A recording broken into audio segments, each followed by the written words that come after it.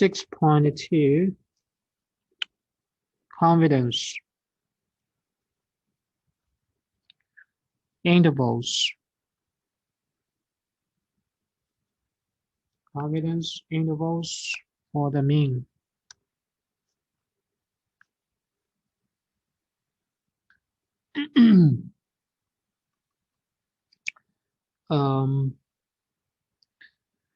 Now sigma is unknown.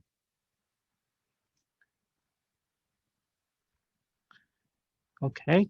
Now previously we mentioned that sigma is known. Okay.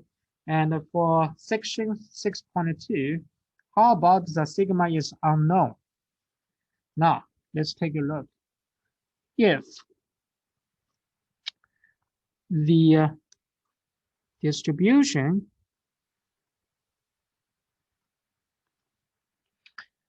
of a random variable x is approximately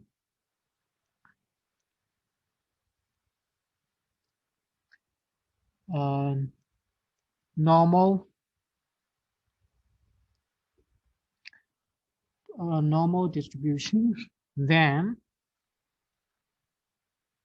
it's a normal, okay? Normal, then we have t distribution, and we can write down as like that. X bar minus mu s divided by square root of n, okay? And we can put the z-score because z-score equals x minus sigma, right? That's the z-score, okay? X minus mu divided by sigma. So we can see the difference between these two.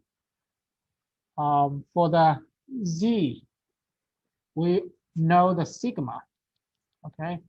However, if we know the sigma is unknown, then we use the sample standard deviation S, okay? Use the sample standard deviation instead of sigma divided by the sample size, square root of sample size, okay? Be careful, here is divided by square root of sample size. Follows a t distribution. Okay, t distribution. And the critical values of t are denoted by Tc. Okay, Tc. Now let's take a look the properties of t distribution. The first one, the mean,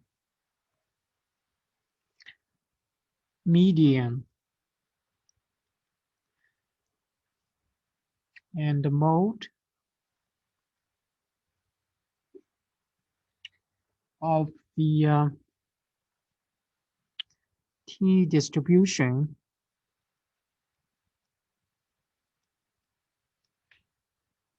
are equal to 0. Okay, are equal to 0. That's very similar to the standard normal distribution. We know the standard normal distribution we has the mean equals mean, and median, mode equals 0, and the sigma equals 1. Second, the t distribution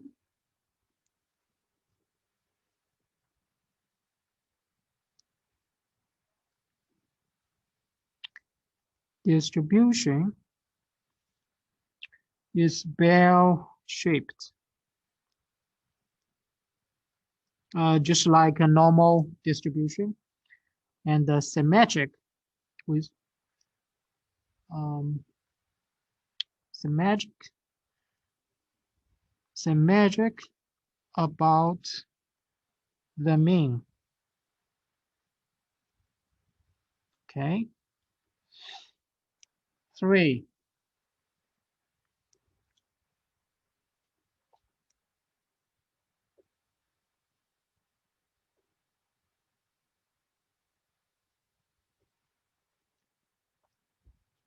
The total area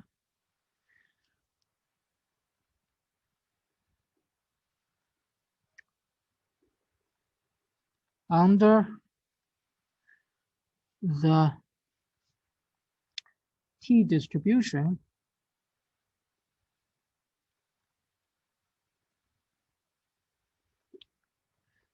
curve is equal to 1. The tails in the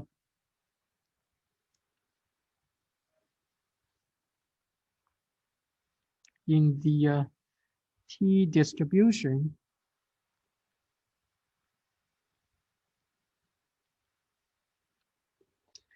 are thicker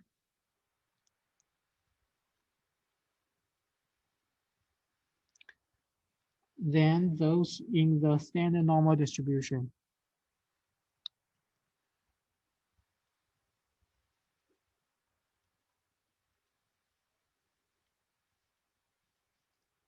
In the standard normal distribution,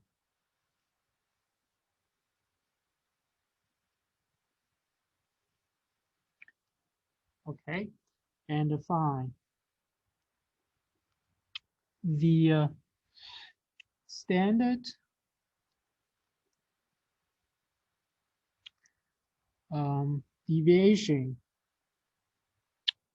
deviation of the t-distribution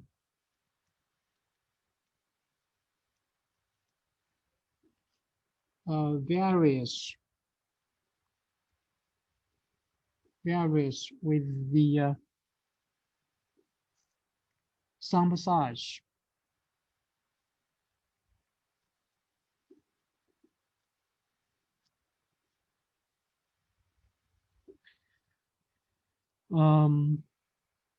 But it is greater than 1. Okay. 6. And the most important one, the degrees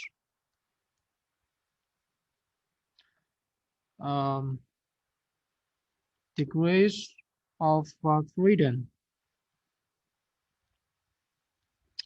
is defined as df and equals n minus 1. Okay, that's the most important one. And previously, we don't have degrees of freedom for the normal standard normal distribution if sigma is known. Okay, here we have an extra one, degrees of freedom 7 as the degrees of freedom increase.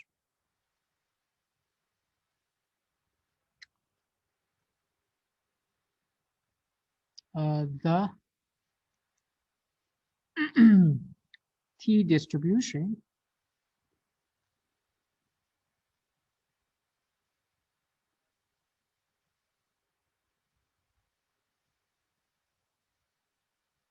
the t-distribution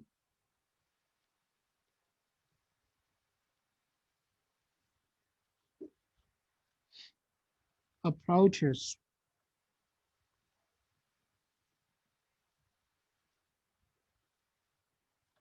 the standard normal distribution.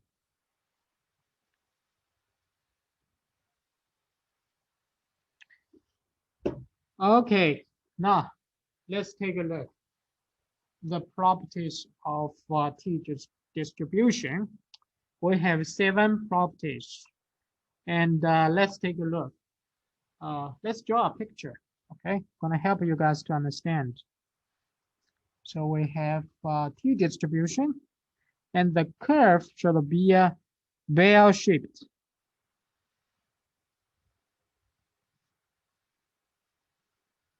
Like that, bell-shaped. Okay, and the mean value from the first property, we know the mean value median molar is 0. Is 0.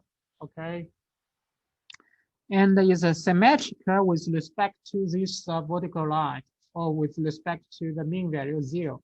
So when you do fold over this portion of the curve over to the other side, we're gonna find these 2 curves gonna be overlapped with each other. That means what? It's symmetric. Okay, symmetric. That's the second property. The third property gonna be very common. The total area underneath the t-distribution gonna be equal to 1. That means all the area underneath of this curve gonna be what? Equals 1, right? Equals 1. Okay, so and the first one, the tails in the t-distribution are thicker than those in the standard normal distribution. That is, you can just understand it. The standard deviation of t-distribution varies with the sample size, but it is greater than the 1. That's common sense, because because here the square root of n divided by square root of n. Okay, so you're gonna varies with the sample size. And the degrees of freedom. Okay, here introduce a new parameters for the t-distribution, that is df equals n minus 1. And we have following properties 7. As the degrees of freedom increase, the t-distribution approaches the standard normal distribution. Let's draw a picture. So we have for example, we have a normal distribution that is 0, 1. Okay, and we also have the normal distribution, or I mean t-distribution,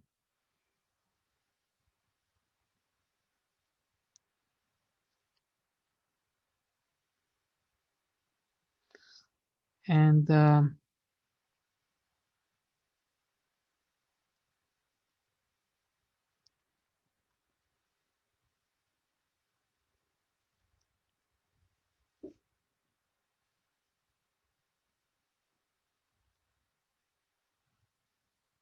okay, so we have 3 distributions, and for example, for this t-distribution, we have df equals 5,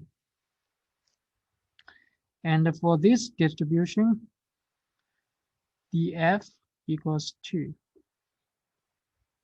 As we can see, when the df is increasing, so degrees of freedom is increasing, and we can see the curve become sharper and sharper. Okay, become sharper and sharper. So as the df is increasing, the curve here is a flat, right?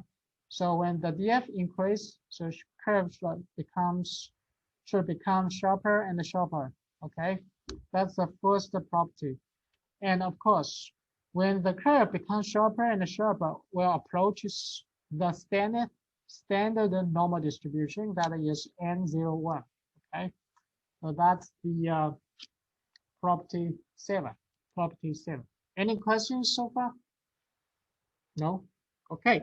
Now that's the most important things. Table. Okay. Now I'm gonna use this table to find the critical value, TC. Okay. Let's take a look. The first example.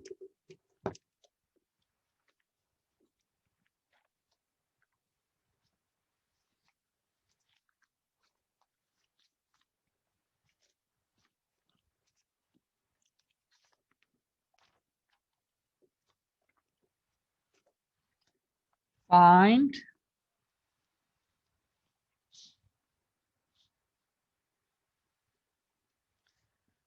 the critical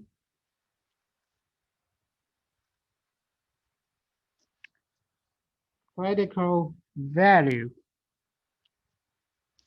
TC for a 95% confidence level when the sample size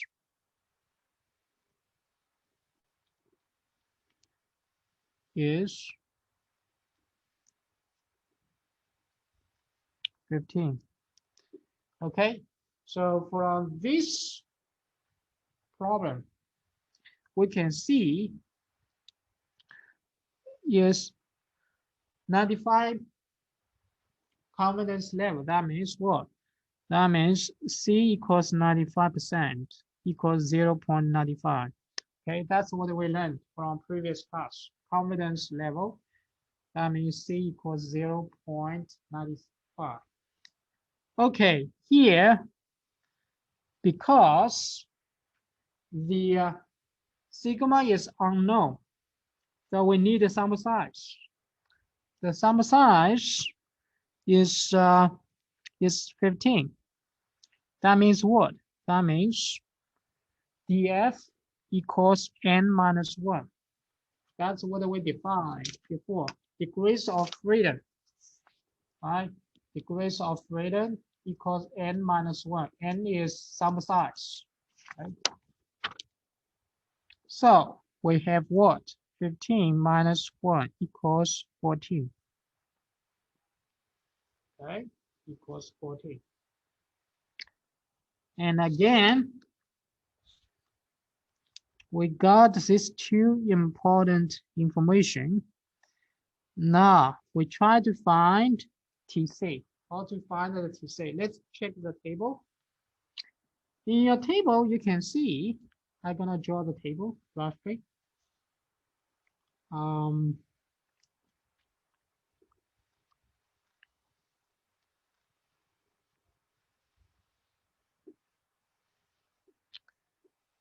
The level right here.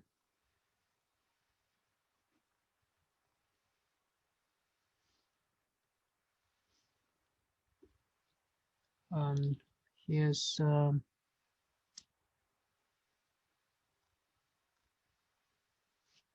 level of confidence.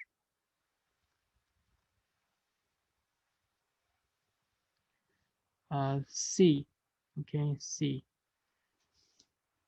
Here's a one tail, alpha, two tails, alpha, df. The level of confidence 0.8, 0.9, 0.975, blah, blah, blah. And we also have the one tail 0.1, 0.05, blah, blah, blah, blah, blah. We have two tails, 0.2, 0.05, whatever.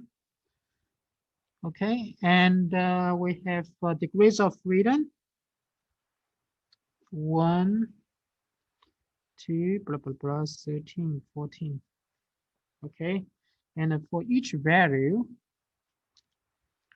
0.378, 6.314, 12.706.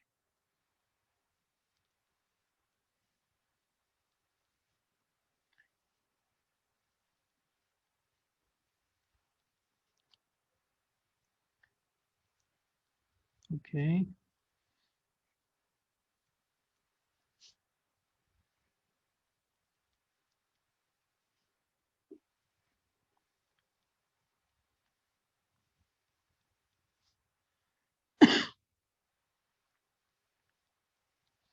So we have a bunch of data in the middle, and we also have the last 10.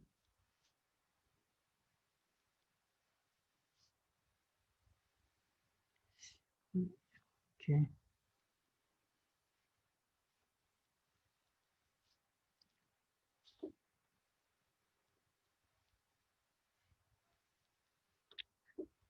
And we have this guy. We almost finish it.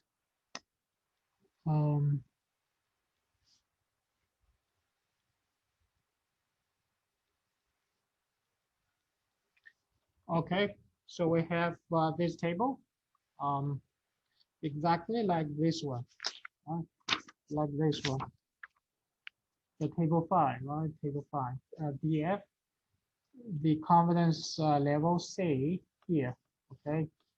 And here's a one tail and the two tails. We can ignore this part, one tail and the two tails. We don't care about this one, okay? And this DF, this is confidence level. Now, for our case, we have C is what? 0.95. So you need to find out the confidence level, 0.95, okay? And what is DF? Is 14. So you find the 14 current DF. Now you need to cross out this number. Aha, it's here, right? It's here. So from this table, you're gonna find the TC is 2.145. Okay, that's totally different from your Z table, right? Z table. Think about it. Okay, think about it. TC is 2.145. Okay, Z table. You shouldn't be able to directly find the ZC because you need to do the 1 minus C divided by 2, right? And then find the area to the left. Then you can find the ZC. And for the T table, that's a very, very big advantage. You don't need to calculate 1 minus C divided by 2. Here, I just gave you the C here, and then DF, you can cross out this number directly, okay? That's a big advantage. Okay, advantage, okay? So let's, let me give you guys another example. Find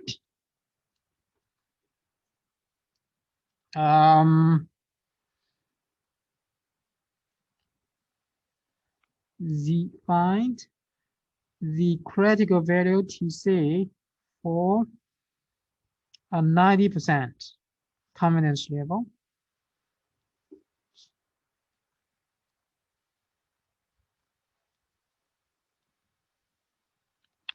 When the sample size is 14. Okay,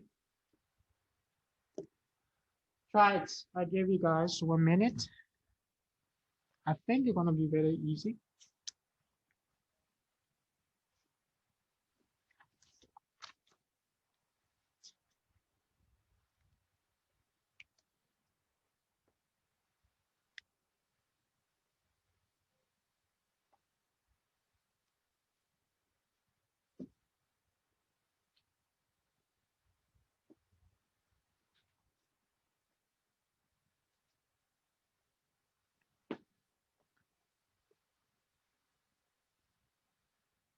What's your answer? Did you get it? Good job, good job. So let me write down the answer for you guys. Again, C equals 90%. That is 0.9. And the sum size, N equals 14. That means what? DF equals N minus 1. 14 minus 1 equals 13. Okay, equals 13. Very good.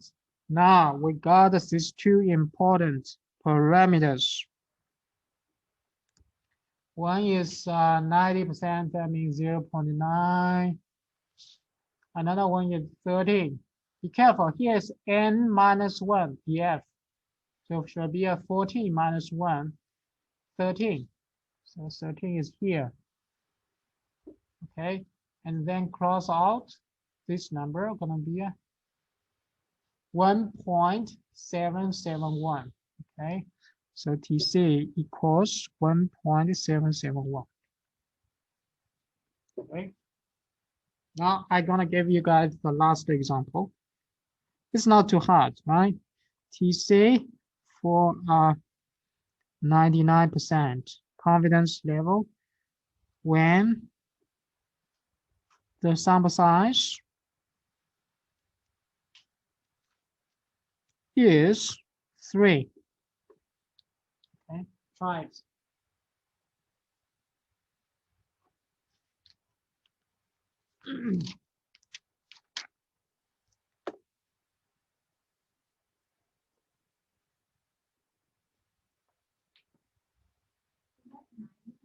$99, yes.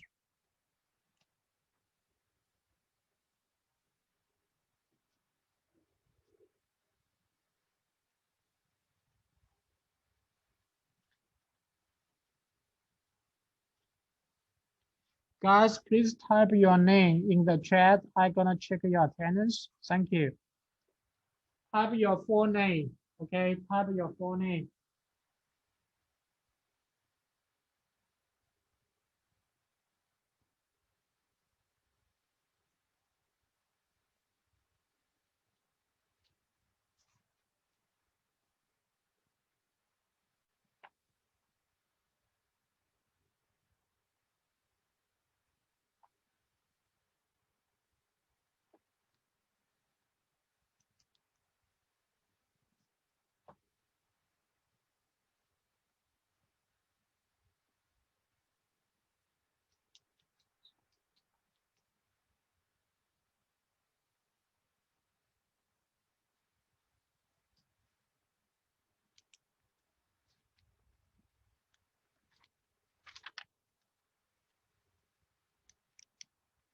Okay, now let me write down the answer on board. So here we have what? We have 99%. That means C equals 0.99. And the df equals what?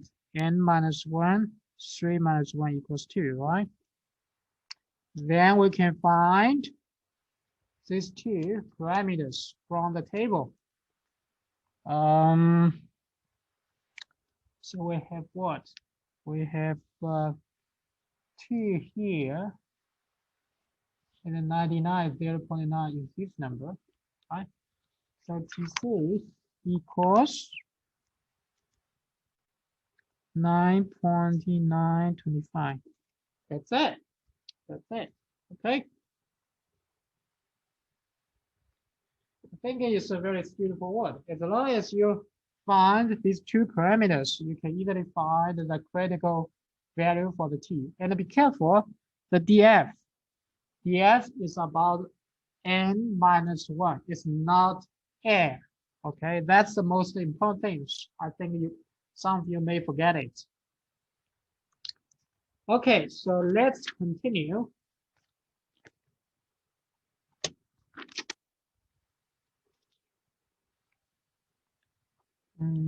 Let's continue.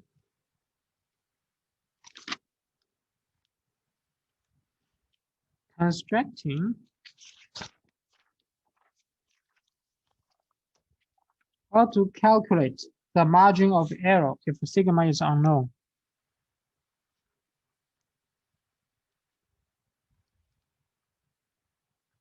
Sigma is known.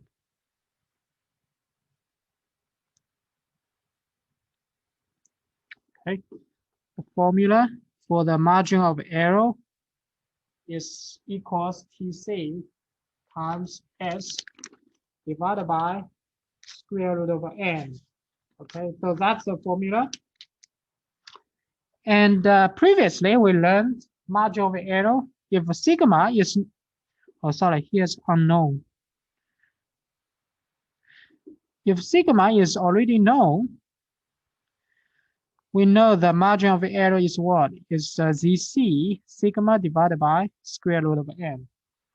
That's what we learned before, okay? Before. So you can compare the difference.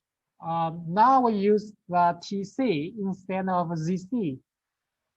Okay, TC instead of ZC, C, right? Here we're gonna use sample standard deviation instead of population standard deviation. Okay, standard deviation. Here's a S, means sum. Here's a population. Okay, so you can tell the difference between these two. Now,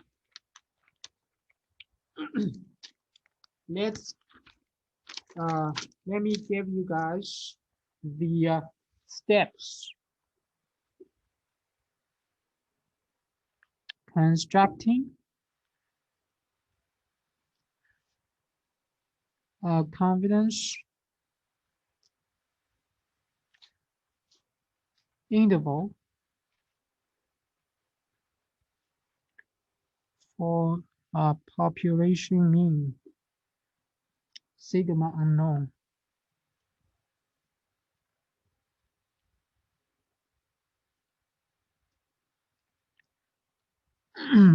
Sigma unknown. Okay. The sample is written and either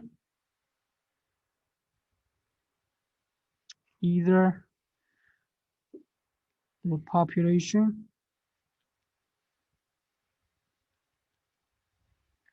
probably is normally distributed or normally distributed.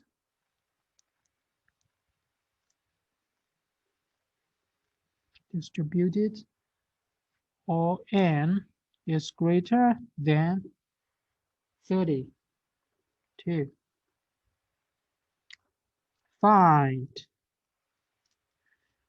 the n x bar s. And for x bar, you can write down is sigma x divided by n. And the s, of course, you can use the formula sigma x minus bar divided by n minus 1.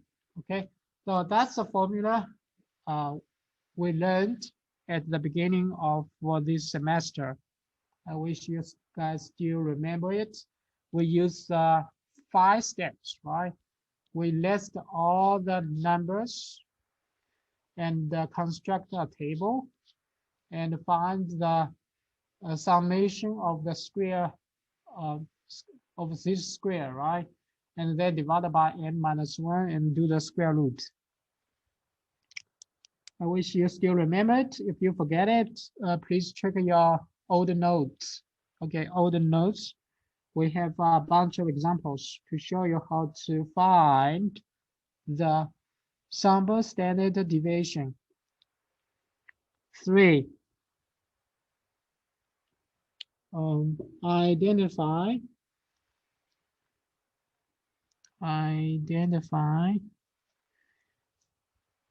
DF level of confidence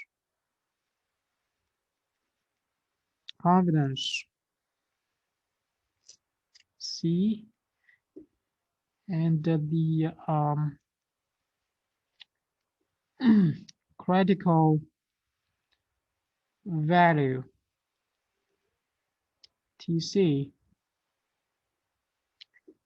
and you can find DF equals n minus 1. Then you can use table 5. Okay, table 5. Use the table 5, find the TC. Okay. 4. Find the margin of error. That is what? That TC is square root of divided by square root of n. Okay. So the idea is you found the TC, found the S, then divided by square root of n. Gonna be the margin of error. Okay. Find the left and right endpoints.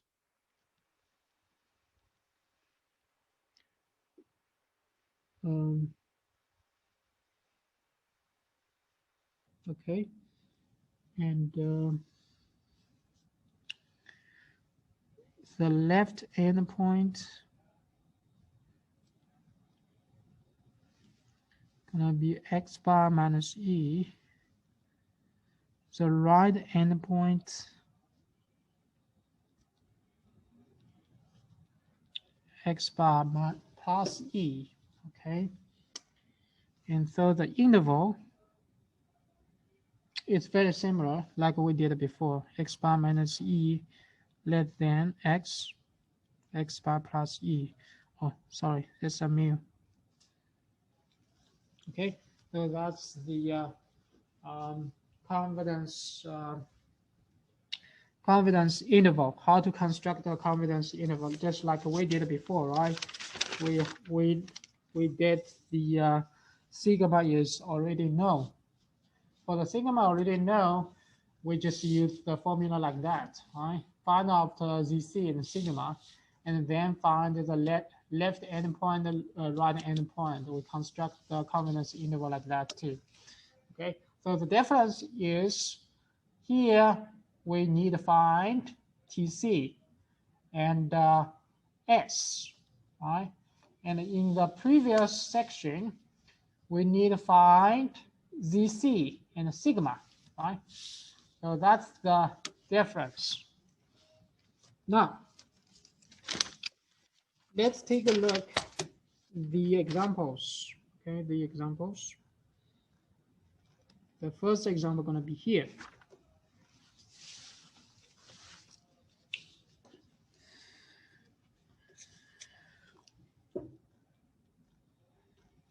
You randomly, okay, example.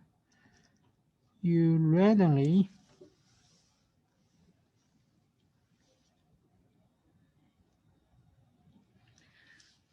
select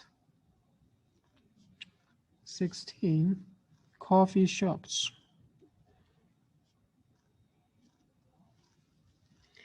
and measure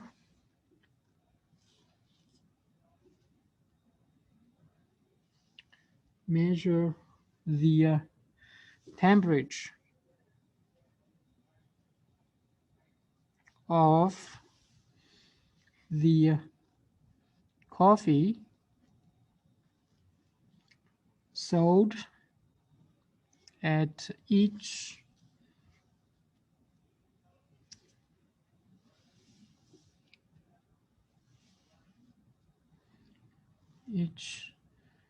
the sample mean temperature at each the sample mean temperature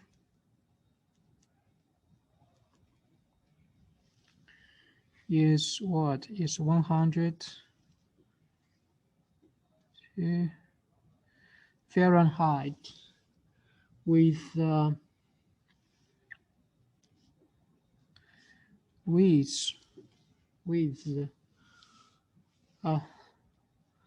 sample standard deviation of 10 Fahrenheit. Construct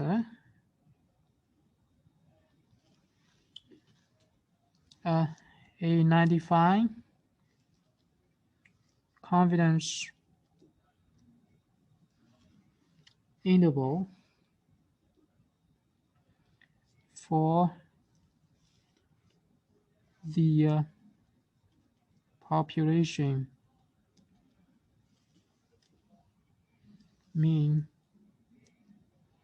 temperature of the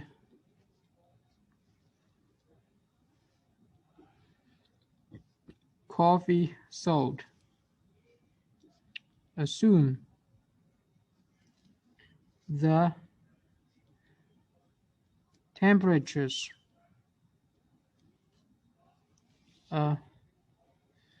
approximately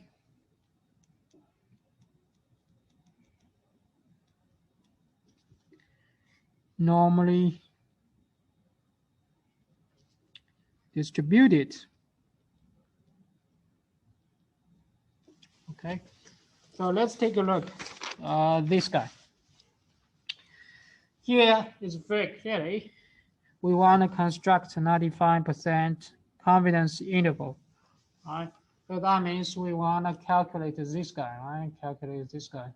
The key part of confidence interval is what? Is E, right? Is E. Find out the E, and E is TC and S divided by square root of N. Okay, and here the most here already tells you what sigma is unknown. Okay, we don't know the sigma. Okay, so we can use the T distribution. Okay, if sigma is known, we're gonna use normal distribution. We're gonna use this formula. However, for this problem, doesn't offer the standard standard deviation. So sigma is unknown. Things are unknown, then we can use this formula, right, to calculate the E. And we're gonna follow the steps. The first step, sigma is unknown. Right, sigma is unknown. And then we're gonna find these parameters, N, X bar, and S, right? So second step, how many samples? 16, right? And what is X bar? Sample mean, right? What is sample mean? Sample mean is here, right? Sample mean is this number. So X bar equals 162, right? And what is S? S is sample standard deviation. That is 10, right? That is a 10. Sample standard deviation represent the S, right? Represent as S. So S equals 10, right? We follow the steps. So we finish step 2, 3. What is DF? DF is what? DF is 16 minus 1, 15, right? Okay, so in the step 3, we're gonna use confidence level C to find the TC, right? So here, DF equals 15, and the confidence level is 95%, right? And this guy is 0.95. And now, you can use the table, right? Use the table. So 15 is here. And find the confidence level is 0.95 is here, right? So cross out, you're gonna get this number. That is 2.131. Okay, from this table. Okay, use this table. And I suggest to all you guys print out this table. Okay, print out this table and then bring it with you all the time. Okay. Now, after you got this one, you can go to step 4. Find the E, right? Find the E.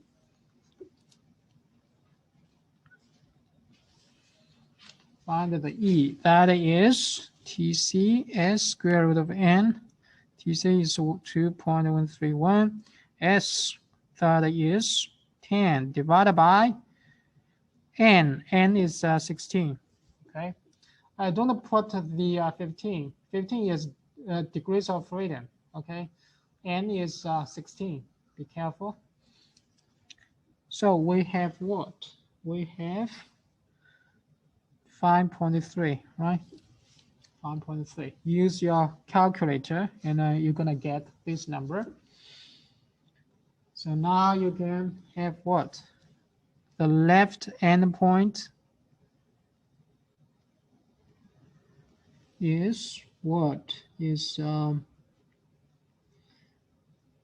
x bar minus E equals x bar is 162, right? From here, minus E 1.3 equals 156.7. That's step 5. X bar plus E, or right endpoint.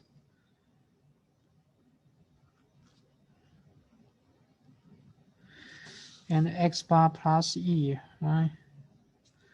Okay, I write down in another page. Right endpoint.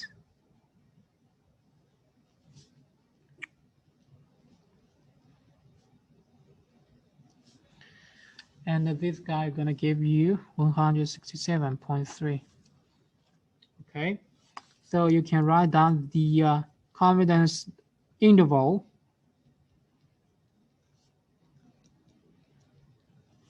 Okay, that's it. Okay, now I'm gonna give you guys an example. Let you guys try it. Okay, follow these 5 steps. The key part is gonna be the E. Okay, the E. As long as you find the TC and S, you're gonna find the margin of error. Margin of the error, you got a margin of the error, then you're gonna get the interval, right? So now construct.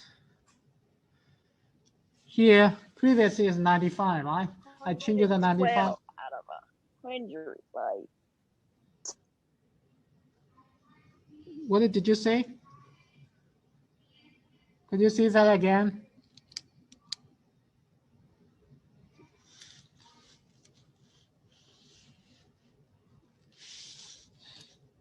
Construct 90%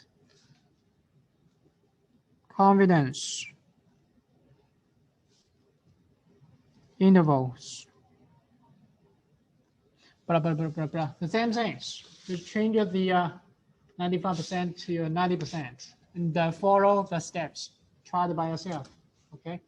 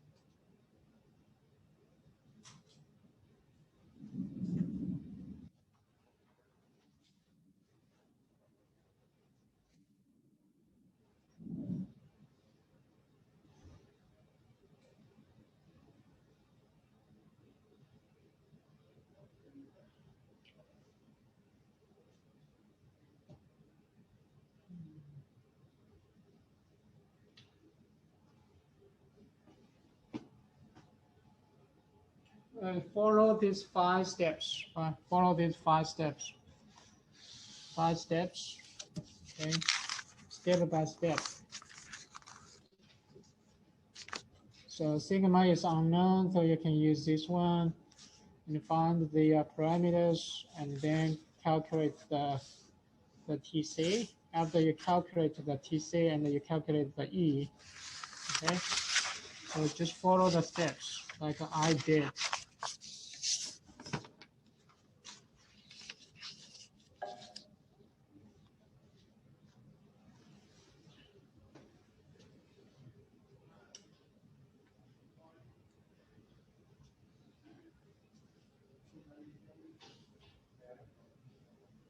Did you get the answer? Yes, sir. Some of it, but how do you type that into the calculator? Oh, which one? Okay, so you see how like you got 5.3? 5.3. Yeah, right there. So you can use the calculate 2.131 times 10 Okay, okay. times 10 divided by square root of 16. So this number times 10 divided by square root of 16. Okay? Thank you. No problem.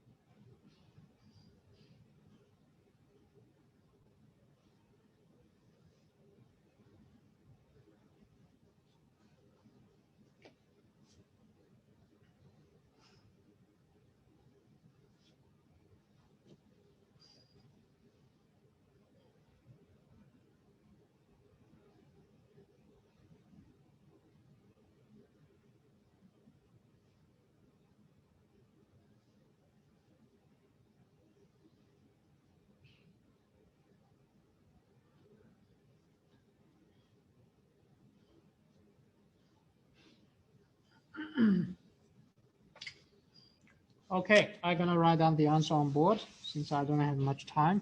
So the first step, sigma is unknown, right? The same thing. So second step, n equals 16, x bar equals 162. It's the same as the previous one, right? I didn't change anything, and the df is still gonna be a 15, right? C equals 90% now. That should be 0.9. And the TC gonna be from the table again. Go to your table. Go to your table. Now is 0.9 and 15. So gonna be 1.753, right? Fish number 1.753. So TC 1.753. Okay, and then you can calculate the E. The margin of error 1.753, S is 10. Again, you have 4.4. And the left endpoint gonna be what? X bar minus E. X bar is 162. 157.6. Right endpoint. X bar plus E.